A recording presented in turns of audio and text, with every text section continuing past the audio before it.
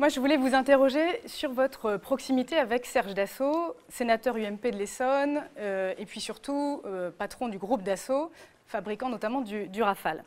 Alors, visiblement, vous avez une certaine sympathie à son égard, qui est compréhensible. Vous avez été collègue au Conseil général de l'Essonne, et puis élu ensemble au Sénat. Il y a la civilité républicaine, je n'ai pas de questions là-dessus. Pas plus que j'ai de questions sur l'existence d'une amitié ou pas, ça relève de la vie privée. Par contre, ce qui m'intéresse, c'est ce que je vois dans l'espace public. Et en particulier un épisode qui me semble un peu troublant, en 2004, au moment où Serge Dassault entre au Sénat. Et le bureau du Sénat est alors confronté à une question assez simple. Faut-il, oui ou non, saisir le Conseil constitutionnel pour savoir, pour lui demander si M. Dassault est en situation de conflit d'intérêts, compte tenu de ses activités industrielles, si oui ou non, il y a incompatibilité entre ces différentes fonctions.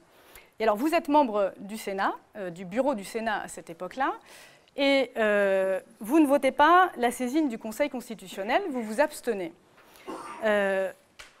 Pour moi, c'est incompréhensible, parce que Serge Dassault, c'est le summum du conflit d'intérêts. Son industrie vit en partie des commandes de l'État, en particulier le Rafale, et en tant que sénateur, il est en capacité de voter, au fond, les budgets de sa propre industrie. Donc ma question est assez simple. Pourquoi refusez-vous de demander au Conseil constitutionnel de trancher cette question? Non, je ne refuse pas, je m'abstiens. C'est une manière de refuser, ou en tout cas je m'abstiens. C'est une manière de faire obstacle. obstacle. Refuser, c'est voter non. Approuver, c'est voter oui. S'abstenir, c'est s'abstenir. Alors pourquoi ne votez pas Pourquoi je m'abstiens? Voilà.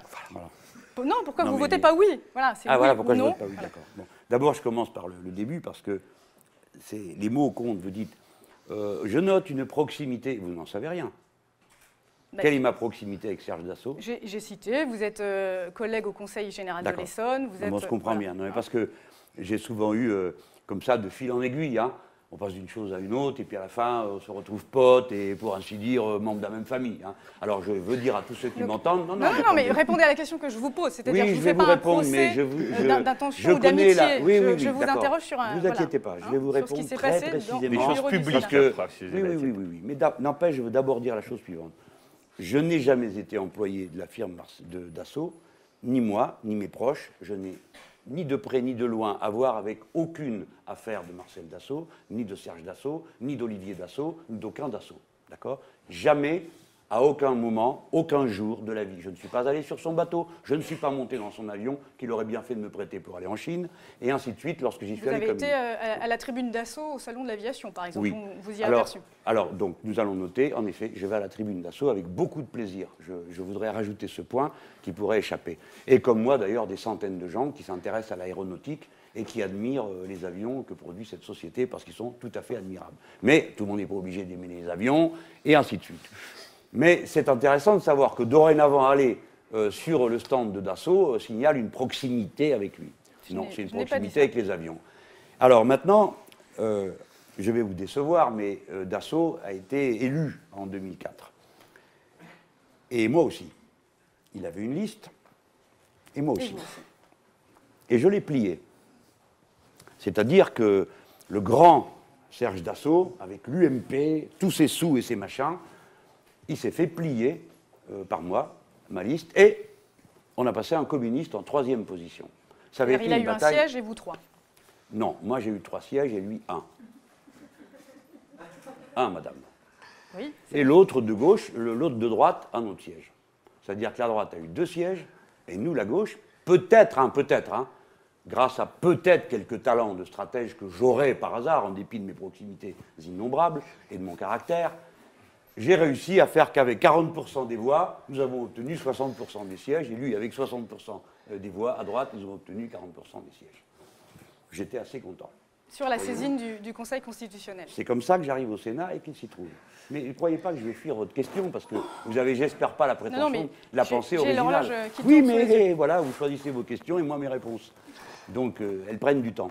Donc, on arrive et on décide, autour de cette table, que quelqu'un qui est là, un guerrier, un vrai, qui dit, nous allons poser la question de la compatibilité du mandat de M. Dassault avec ses fonctions. Bon, très bien. Moi, je me dis, ce gars-là, je viens de le plier. Est-ce que je continue, là, à le tordre, ou est-ce que je laisse faire les autres? On peut y avoir quelques petits symptômes de courtoisie. Puis surtout, je me dis, la question a déjà été posée, madame, pour son père, Marcel Dassault. Et il y a déjà eu une saisine du Conseil constitutionnel. Alors vous, je vous comprends, hein, et je pourrais peut-être dire comme vous, vous pouvez penser que c'est le maximum, comment vous avez dit, du conflit d'intérêts. Mais le Conseil constitutionnel, c'est pas ça qu'il dit. Et il a déjà tranché une fois, et il dit qu'il n'y a pas de conflit d'intérêts. Non, pardon, il a dit qu'il n'y a pas incompatibilité, c'est-à-dire que la loi telle qu'elle existe aujourd'hui en France n'interdit pas à M. Dassault d'exercer comme sénateur. Le conflit d'intérêts, c'est une question, une notion plus large. Vous pouvez dire, sur le plan éthique, il y a un conflit d'intérêts. Oui, et au fond, c'est la question que je vous demande. Madame, non, mais attendez, vous n'avez pas commencé par ça. Quand on vote dans une assemblée, quand on vote dans un bureau, c'est ce qu'on est en train de faire. On vote pour aller demander au Conseil constitutionnel si M. Dassault peut être sénateur. Vous êtes d'accord? Tout à fait. C'est ça qu'on fait. Donc moi, je sais que je connais déjà la réponse. Non, mais sinon, non, vous n'êtes pas d'accord? Non, je ne suis pas tout à fait d'accord. C'est-à-dire qu'on demande au Conseil constitutionnel de dire si c'est compatible ou non. Le Conseil constitutionnel n'annule pas l'élection. Il donne le choix à Serge Dassault, enfin s'il avait pris cette décision-là, de dire il y a incompatibilité.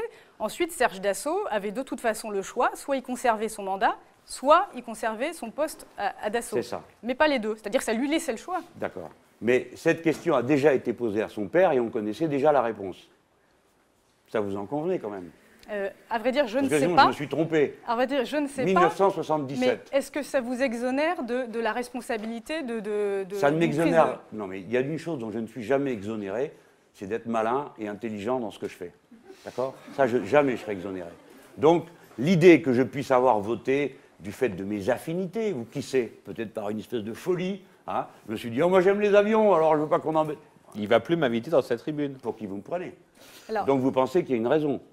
Je vous pose la question. Y en Moi, avait-il? Oui, mais il fallait bien la préciser, parce qu'on passait du conflit d'intérêts à la décision du Conseil constitutionnel, qui, que quoi, etc. On ne comprend plus rien. Bah si, là, vous avez des gens dans un bureau du Sénat, attendez, vous avez des gens dans un bureau du Sénat à qui on dit, quelqu'un dit, nous devons interroger le Conseil constitutionnel pour savoir si ce que fait M. Dassault est compatible avec son statut de sénateur. D'accord? Je connais la réponse. Elle a déjà été donnée à son père. Donc oui, déjà, mon enthousiasme... Ce n'étaient pas les mêmes membres du Conseil constitutionnel, donc la position peut évoluer. Rien alors, qu'est-ce que vous en déduisez, madame? Puisqu'aucune de mes explications n'a l'air de vous convaincre. Non. Je peux m'en mêler?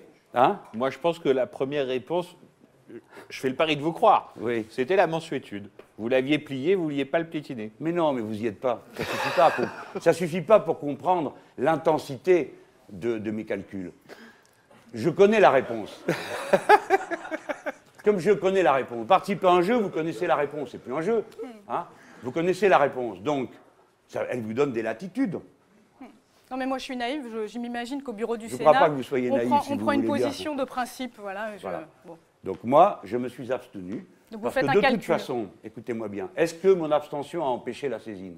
Vous ne pouviez pas le savoir a priori. Si. Oh, bah, vous saviez ce que chacun allait voter? Oui, madame. Ah bon? Bah oui. Bon. Bah ouais. Et figurez-vous que je m'en suis assuré avant. Mais bien sûr que je savais ce qu'ils allaient voter. Moi, je trouvais, écoutez, ça sera la première fois de ma vie qu'on m'aura reproché d'avoir été élégant. Mais je veux bien redevenir à tout ce que je disais. Oui, mais attendez. Ça ne serait pas complet. On pourrait aussi, par exemple, vous pourriez me faire une autre critique. On pourrait dire, Monsieur Mélenchon, est-ce que vous n'avez pas, au fond, eu peur que son élection soit annulée et que vous soyez obligé d'aller vous retaper le numéro d'équilibriste que vous avez réussi une première fois? Peut-être que ça peut être une des explications, pas du tout. C'est seulement l'élégance qui m'a motivé.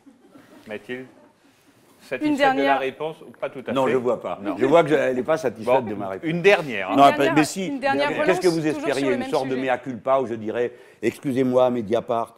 Pourquoi pas? Paraissant devant moi. Pourquoi pas, Jean-Luc? Tout d'un coup, je me dis « Quelle erreur j'ai fait ?» Et puis, je vais en signaler d'autres. Il arrive à tout le monde. À tel moment, vous êtes d'accord? Oui. Non, mais pas moi. Moi, je ne peux que commettre des crimes. Donc, est-ce que... Alors, je me frapperai, là, je dirais, oui, je reconnais. Les avions Marcel Dassault m'ayant payé, moi, ma maison, ou je ne sais quoi. Mais Monsieur Mélenchon, vous caricaturez, et c'est pratique, mais pour balayer la question, bah non, c'est pas ce que j'ai dit. Vous auriez pu saisir l'opportunité pour dire Monsieur Dassault est en situation de conflit d'intérêts. Vous ne la saisissez pas. C'est tout. Dernière précision. Non, madame. Non. Je n'ai pas répondu à votre question comme vous venez de le dire. Je viens de répondre avec beaucoup de soin et de détails. Je n'avais pas la possibilité de déclencher l'affirmation que M. Dassault serait en contradiction, en conflit d'intérêts, pour la raison que je connaissais la réponse de 1977 et que je connaissais le vote de la salle. Par conséquent, ne dites ni que je ne vous ai pas répondu, ni que je n'ai pas saisi une opportunité qui n'existait pas, madame. C'était mon évaluation. Mais vous, peut-être vous avez le droit, 10 ans après, de dire oui, elle existait. J'en conviens.